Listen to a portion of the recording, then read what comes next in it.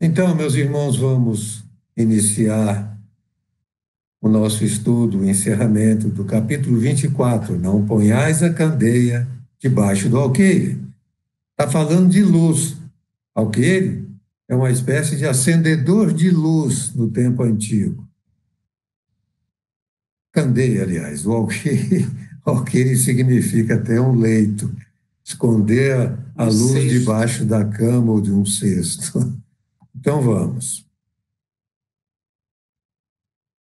Os conhecimentos espirituais não devem ficar ocultos egoisticamente, mas divulgados em benefício de todos. Essencialmente, esse capítulo tem por fim que nós aprendamos isso.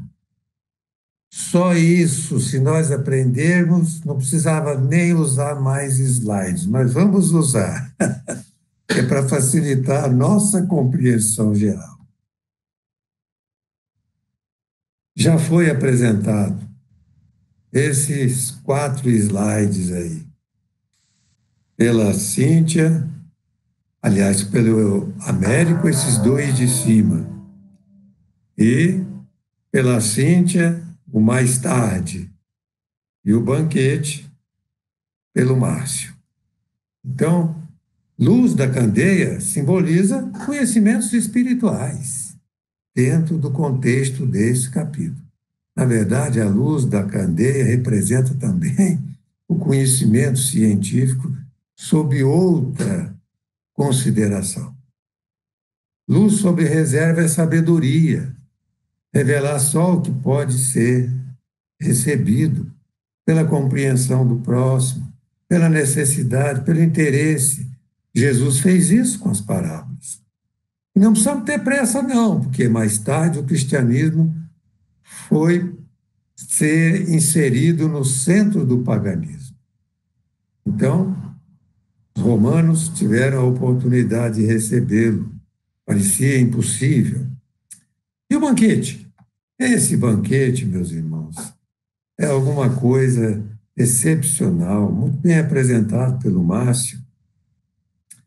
Esse banquete representa a alimentação espiritual dos ensinamentos. Jesus estava lá no meio de um banquete físico, né, de matérias para serem alimentadas, etc. E foi questionado como é que ele ia aparecer no meio de pecadores. E ele explicou, olha, não são os sãos que precisam de médico. Por quê? Porque ele ia ensinar. Ele aproveitava todas as oportunidades para nos ajudar a curar as nossas enfermidades. Então, até hoje, esse banquete está valendo, ele está fazendo esse banquete conosco. Aí eu pergunto para vocês, como é que está a nossa saúde? Você sabe avaliar a sua saúde sob o ponto de vista do banquete que Jesus estava fazendo? De alimentação espiritual? Sabe? Vamos ver. Nossa saúde está aqui, meus irmãos, em cumprir a vontade de Deus. Moisés, há mais de 3.000 anos, recebeu por psicografia os ensinamentos, os 10 mandamentos. Ele foi um enviado de Jesus. Depois, 3 milênios e pouco depois, Allan Kardec escreve o Livro dos Espíritos, na parte terceira, as leis morais. Essas leis morais representam a sociologia espírita, que considera a influência da realidade do mundo espiritual, seus pensamentos, seus sentimentos, suas emoções, influenciando no comportamento humano. Foi muito importante para a humanidade. Mas, realmente, a luz do mundo está no Evangelho de Jesus, que Allan Kardec coordenou muito bem, fazendo uma divisão dos assuntos que muita gente não consegue enxergar ainda. Por exemplo, para amar a Deus, nós temos que estudar esses 4 primeiros capítulos, amar a si mesmo, estudar do 5 ao 10, amar o próximo, estudar de 11 ao 14 e depois aplicar todo esse amor a todas as circunstâncias da vida. E Jesus disse: eu sou o mundo, não é? No Evangelho de João, capítulo 8. Eu sou a luz do mundo. A luz do mundo está nos evangelhos de Jesus. Muito bem, nós não podemos esconder essa luz. É a lição dessa noite. Alguma coisa nós já temos dentro de nós dessa luz do mundo. E a focalização do capítulo 24 é o ensino, a educação, no qual Kardec era um mestre. Por isso mesmo ele organizou o capítulo 24 de forma excepcional. A luz está no mundo, como nós vemos. Mas como ensinar o que se sabe? Foi a primeira parte que aqueles nossos irmãos já apresentaram nas 3 reuniões anteriores, não é? Não candeia sobre o quê? Porque falava por parábolas. Não procurar os pagãos? Não são os que gozam saúde que precisam de médico. Esse é o método.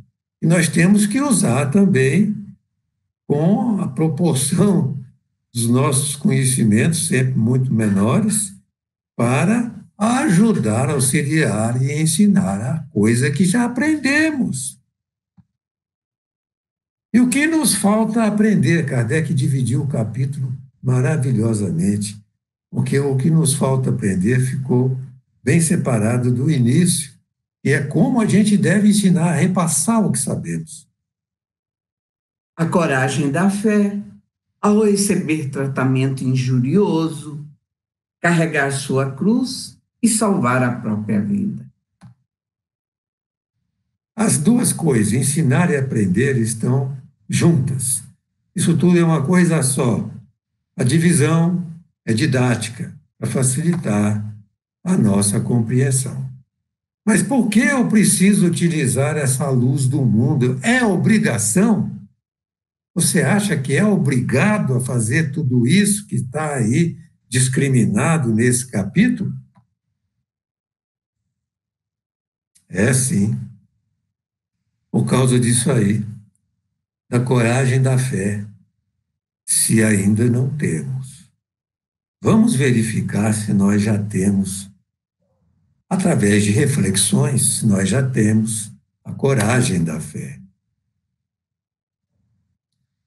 Vamos ver inicialmente o que é a fé, o elemento fundamental da fé. A fé deve ser raciocinada, informa Allan Kardec, para o mundo. Deus deu inteligência ao homem para compreender as coisas da terra e as coisas do céu. Não são só as coisas da ciência material, mas também a ciência moral, o ensino moral da vida, do amor, da solidariedade, etc. Mas tudo depende da inteligência. Foi aí que Deus promoveu a possibilidade do nosso progresso. Leis, progresso, trabalho, sociedade, igualdade, justiça, amor e caridade. Todas essas leis estão aí inseminadas dentro desse contexto de fé raciocinada. A fé raciocinada promove o progresso, e o progresso vem do trabalho. Esse trabalho vem através da nossa relação com a sociedade, considerando os nossos companheiros todos como irmãos. E a lei de justiça, amor e caridade reúne todas as ideias relativas a estes assuntos. Nós já sabemos que temos um monte de inteligência. Na virada do século, ficou bem esclarecido esse assunto pela psicologia. Por exemplo, Howard Gardner é aquele tal do QI, da inteligência lógico-matemática, a razão fundamental para tudo. Mas tem também Nos estudos que ele apresentou, inteligência musical, espacial, corpórea, interpessoal, intrapessoal e linguística. Depois, na virada do século, veio outro tipo de inteligência, bem explícita, a inteligência emocional com o quociente emocional, que hoje algumas empresas dão mais valor do que ao QI.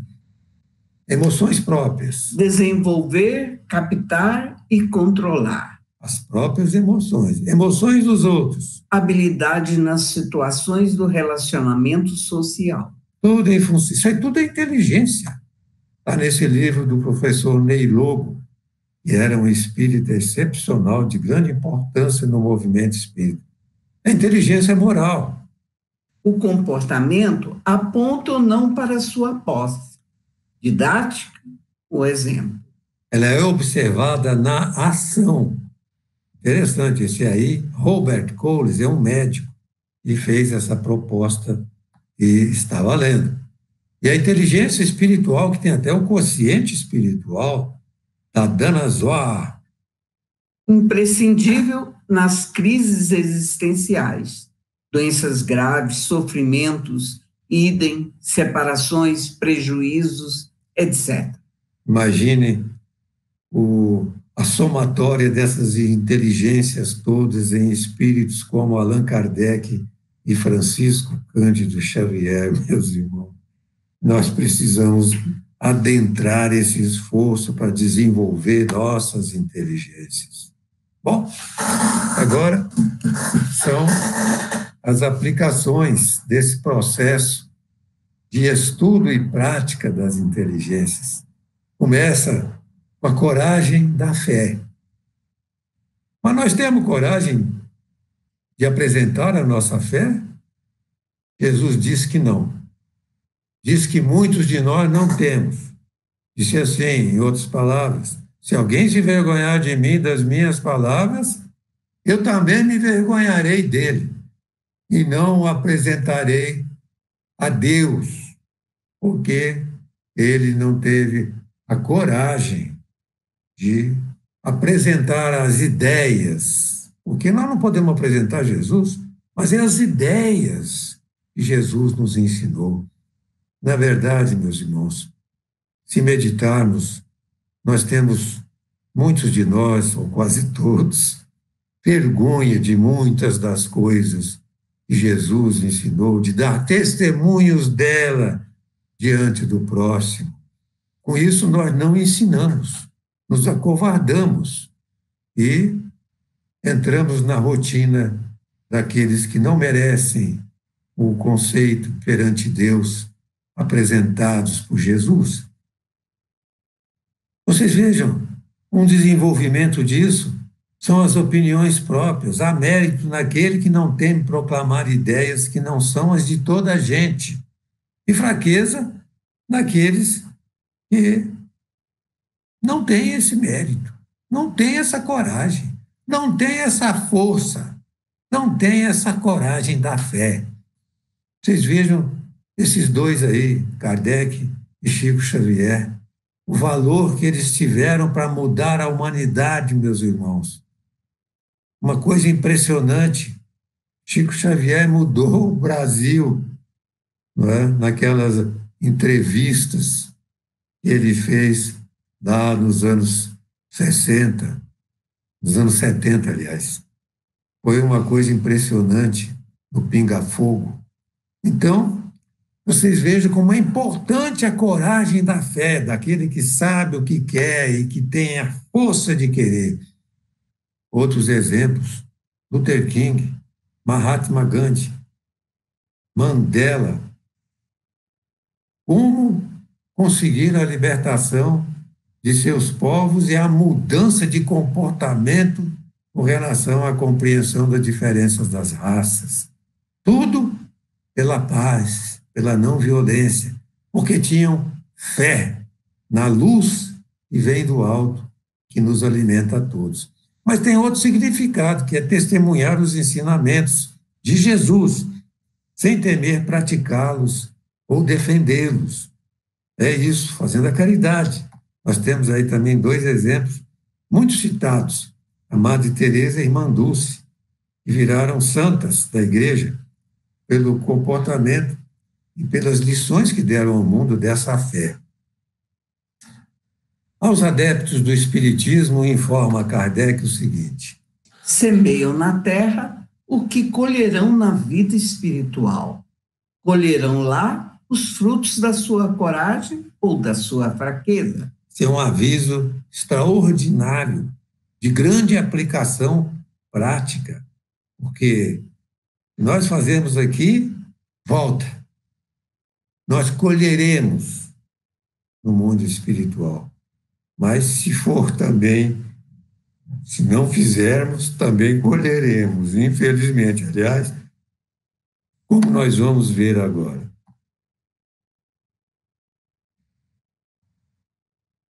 O que nós devemos divulgar? Por exemplo, a cidade Nosso Lar, que gira em torno da Terra, acompanhando a cidade do Rio de Janeiro, acompanhando o seu movimento. E nós mudamos nossas vidas com esse conhecimento. Foi revelado em 1944 por André Luiz, no livro Nosso Lar. Não é? Como nós mudamos o nosso comportamento por essa revelação? Como temos que agradecer aos espíritos por nos terem tido a caridade de nos mostrar detalhadamente o que acontece lá no mundo espiritual. Tudo isso em função da nova ciência, o espiritismo, cujo objeto é o mundo espiritual.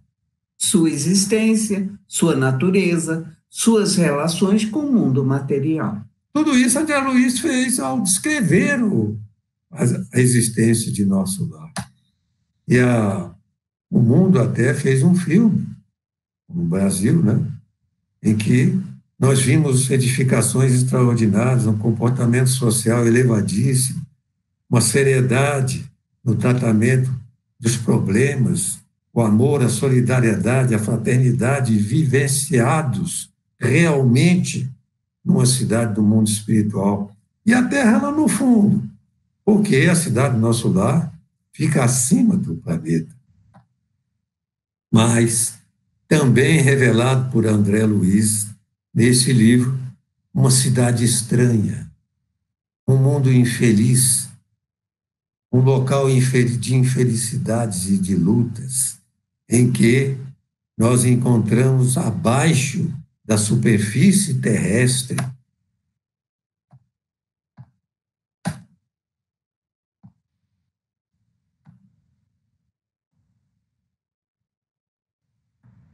pessoas em trevas eram aqui no planeta Terra.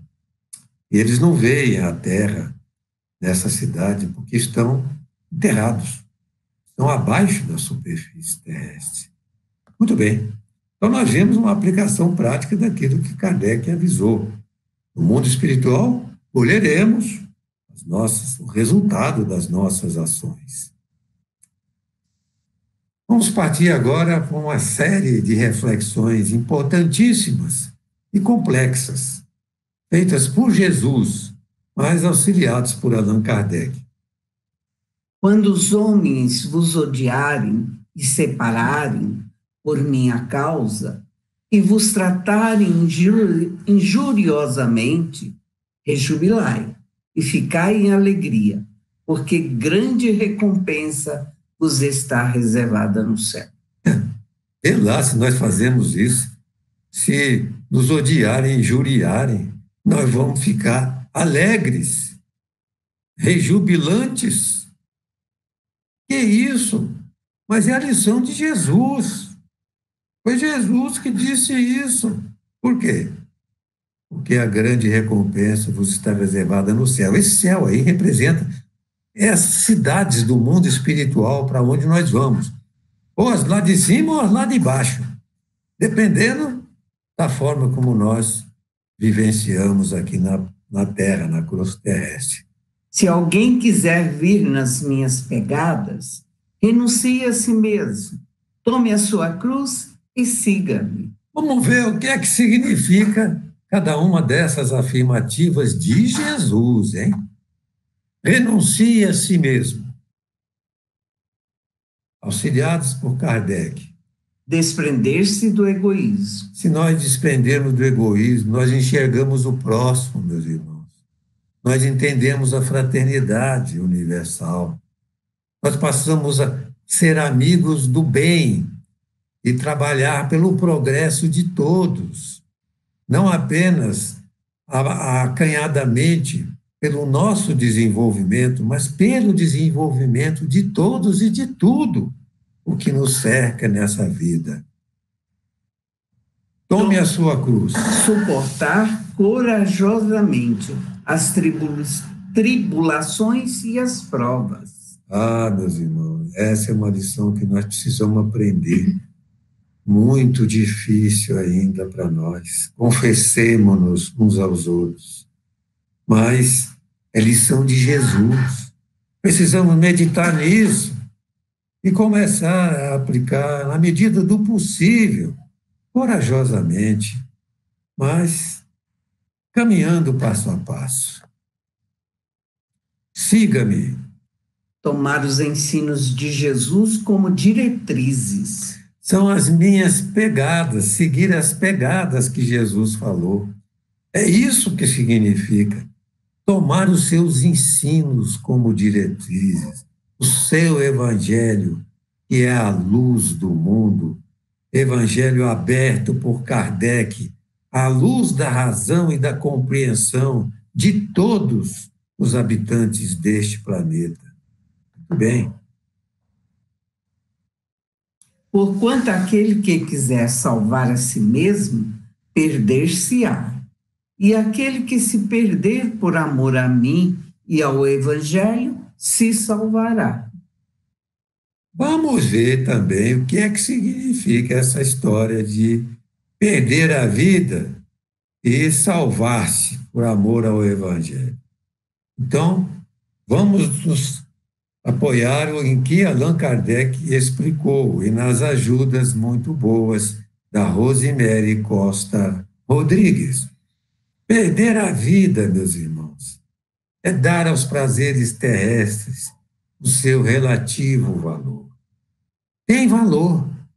Nós precisamos desses prazeres terrestres, ou desses condimentos que nos permitem viver em harmonia com a vida, em harmonia com a sociedade, mas dar o devido valor, não nos escravizarmos como submissos e condicionados a só isso visualizarmos como objetivo da nossa vida, dos nossos corações, dos nossos sentimentos. Não é isso. Botar o sentimento e o coração no Evangelho de Jesus, que é a luz do mundo. E dedicarmos-nos às coisas espirituais, meditar, olhar a natureza, sentir Deus na natureza, enxergar como a natureza é bela, cheia de vidas, todas elas amparadas, minuciosamente projetadas, programadas, tudo em bases de amor e fraternidade, de Deus para conosco e de Jesus também para com todos nós. Dedicarmos-nos às coisas espirituais e valorizarmos estas coisas ao limite das nossas forças. É essa a lição de Jesus. Salvar-se. Fazer triunfar em nós as verdades do Evangelho. Preciso explicar alguma coisa? Preciso dizer alguma coisa sobre isso? Isso significa salvar-se. Evangelho dentro de nós. Se não fizermos isso, nós não nos salvamos. E o que significa isso? Muita dor, muito sofrimento, muito arrependimento, muito recomeço doloroso, trevas e afastamento de tudo que é amor, solidariedade, fraternidade, porque nos encontramos com o oposto destas coisas, que será aquilo que temos merecido durante muitas vidas que nós já tivemos, meus irmãos. O resultado final é esse. E receberemos na vida futura o prêmio da coragem, da perseverança e da abnegação de que dermos prova. Façamos esforço, por exemplo, para merecer pelo menos uma visitinha na cidade de nosso lar, vendo aquelas construções maravilhosas, o bosque das árvores, das águas, e todos aqueles palácios e ministérios maravilhosos, com seus dirigentes maravilhosos, seus ministros, 72 ministros, cheios de ideias maravilhosas. É isso, meus irmãos, nós temos que procurar o maravilhoso, o belo. E isso só vamos conseguir com esforço, com trabalho, com dedicação, ouvindo Jesus, aproximando-nos da sua mensagem, querendo compreendê-lo, senti-lo, vivê-lo em todos os dias e momentos da nossa vida. A luz é para todos, meus irmãos. Desenvolve a nossa inteligência. E não nos faltam inteligências, como nós já vimos. E deve haver muito mais do que isso aí. Isso é apenas o começo da revelação pela ciência dos aspectos das nossas inteligências. Fé raciocinada. Deus deu a inteligência ao homem para compreender as coisas da terra e as coisas do céu. Meus irmãos, é o que nós precisamos. E nós, para termos aquela fé verdadeira, segundo Allan Kardec, nós temos que ter fé raciocinada, utilizando todas as possibilidades da nossa capacidade de compreender, sentir, relacionar e viver com os problemas que a vida nos apresenta, fundamentados no Evangelho de nosso Senhor Jesus Cristo. E assim, nós vemos que Allan Kardec separou nesse capítulo 2 blocos, o de ensinar e o de aprender.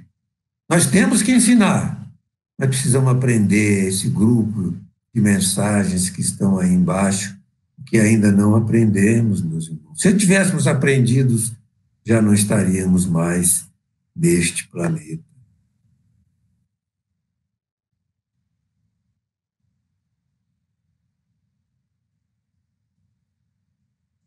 Obrigado pela atenção de todos, por estas reflexões, em nome de Jesus. Obrigado, meus irmãos. Graças a Deus.